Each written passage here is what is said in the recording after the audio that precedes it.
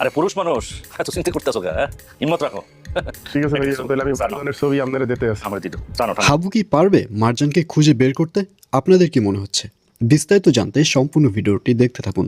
আসসালামু আলাইকুম প্রিয় দর্শক, সবার কি অবস্থা? হাজির হয়ে গেলাম মিড এন্টারপ্রাইজ নিবেদিত হাবুর স্কলারশিপ নাটকের ৩২২তম পর্বে কী সব ঘটতে চলছে তার অগ্রিম খবর নিয়ে।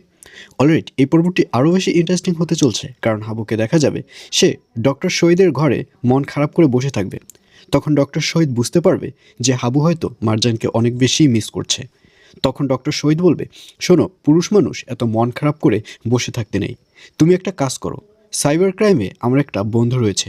তুমি একটা কাজ করো, তুমি মারজানের কিছু ছবি আমার কাছে পাঠাও। আমি সেই ছবিগুলো আমার বন্ধুর কাছে পাঠাই, দেখি ও কোনো খোঁজ দিতে পারে কিনা। আর এই কথা শুনে হাবু একটু সাহস পাবে। হাবু বলবে, আচ্ছা ভাইয়া ঠিক আছে, আমি ছবিগুলো এখনই পাঠিয়ে দিচ্ছি। এই বলে হাবুকে দেখা যাবে সে ছবিগুলো যখন ডক্টর শহীদের কাছে পাঠাবে, সে সাইবার ক্রাইমে ছবিগুলো পাঠিয়ে দেবে, কিন্তু সেখানেও মারজানের কোনো খোঁজ মিলবে না।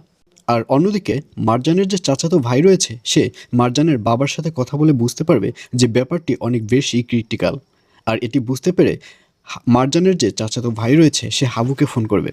হাবুকে ফোন করে বলবে, শোনো, তুমি একটা কাজ করো, তুমি মারজানের যে বান্ধবীগুলো রয়েছে তাদের বাসায় বাসায় খোঁজ নাও। আমার মনে হচ্ছে মারজান কোনো আত্মীয়দের বাড়িতে যায়নি, সে তার বান্ধবীর বাড়িতেই উঠেছে। আর এই কথা শুনে হাবুকেও দেখা যাবে সে এবার মারজানের যে বান্ধবী রয়েছে তাদের কন্ট্যাক্ট নাম্বার জোগাড় করবে এবং তাদের বাড়িতে বাড়িতে গিয়ে খোঁজ নেবে। আর এছাড়াও থাকবে আরও আশ্চর্যের সকল ঘটনা। সুতরাং সবাইকে হাবুর স্কলারশিপ নাটকের ৩২২তম পর্ব দেখার আমন্ত্রণ রইল।